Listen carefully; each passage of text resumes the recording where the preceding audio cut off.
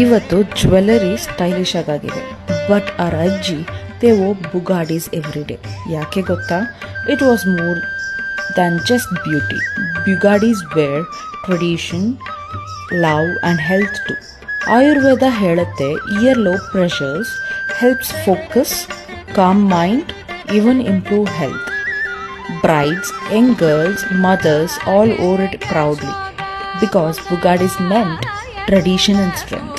Ivattu Atti collections alli we bring back that same feeling with love.